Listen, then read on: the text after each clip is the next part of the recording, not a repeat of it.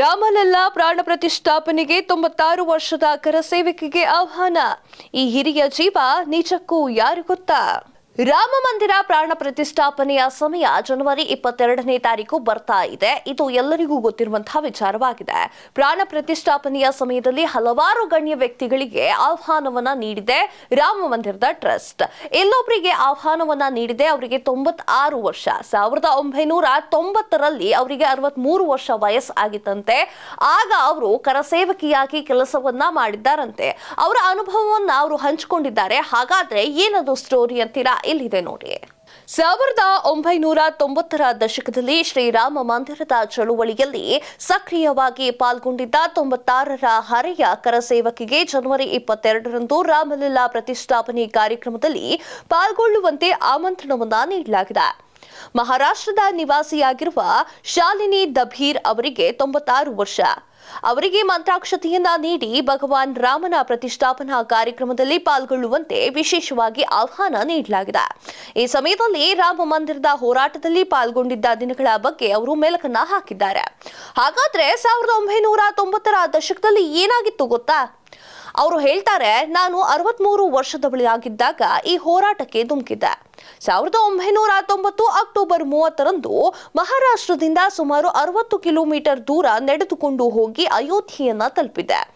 ಆಗ ಅಲ್ಲಿ ಬಾಬ್ರಿ ಮಸೀದಿಯ ಮೇಲೆ ಕೇಸರಿ ಧ್ವಜ ಬೀಸೋದನ್ನ ನಾನು ಕಂಡಿದ್ದೆ. ಅದನ್ನ ಕಂಡು ನಾನು ಕರಸೇವೆಗೆ ಹೋಗಿದ್ದೆ. ಈ ಸಂದರ್ಭದಲ್ಲಿ ಪೊಲೀಸರು ಚಿತ್ರ ಹಿಂಸೆಯನ್ನ ನೀಡಿದ್ರು. ಕರಸೇವಕರ ಮೇಲೆ ಗುಂಡನ್ನ ಹಾರಿಸಿದ್ರು.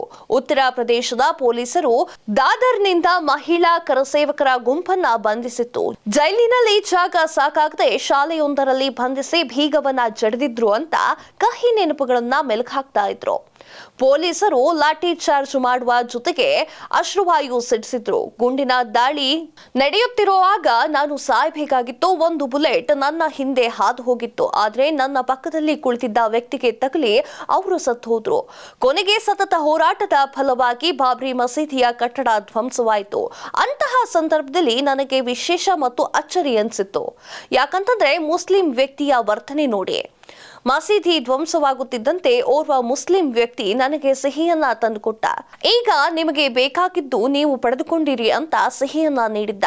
ನಾನು ಸಹ ಅವನಿಗೆ ಸಿಹಿ ಕೊಡಬೇಕು ಅನ್ಕೊಂಡಿದ್ದೆ. ಆದ್ರೆ ಮತ್ತೆ ಅವರು ನನಗೆ ಕಾಣಿಸ್ಲೇ ಇಲ್ಲ ಅಂತ ಹೇಳಿದ್ದಾರೆ ಎಂದು ಶ್ರೀರಾಮ ಅಯೋಧ್ಯೆಗೆ ಬರ್ತಾ ಇದ್ದಾನೆ. ನನಗೆ ಸಂತೋಷವಾಗ್ತಾ ಇದೆ. ರಾಮ ಮಂದಿರದಿಂದ ಎಲ್ಲರೂ ಕೂಡ ಒಳ್ಳೇದಾಗುತ್ತೆ, ಎಲ್ಲರಿಗೂ ಕೂಡ ಪ್ರಯೋಜನವಾಗುತ್ತೆ. ಇದಕ್ಕೆ ನರೇಂದ್ರ ಮೋದಿ ಸರ್ಕಾರಕ್ಕೆ ದೊಡ್ಡ ಕೊಡುಗೆಯನ್ನ ನೀಡಿದ್ದಾರೆ.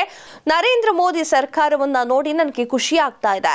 ದುಃಖದ ಸಂಗತಿ ಅಂದ್ರೆ ನನಗೆ ಕೈಕಾಲುಗಳಲ್ಲಿ ಸ್ವಾಧೀನ ಮೊದಲಿನಂತೆ ಇಲ್ಲ ಅಂತ ಬೇಸರವನ್ನ ವ್ಯಕ್ತಪಡಿಸಿದ್ದಾರೆ. ಇದಿಷ್ಟು ಈ ಹೊತ್ತಿನ ಸುದ್ದಿ. ಮತ್ತಷ್ಟು ಸುದ್ದಿಗಳಿಗಾಗಿ ನೋಡ್ತಾ ಇರಿ ಕರ್ನಾಟಕ ಟಿವಿ. ಇದು ಕನ್ನಡಿಗರ ಧ್ವನಿ.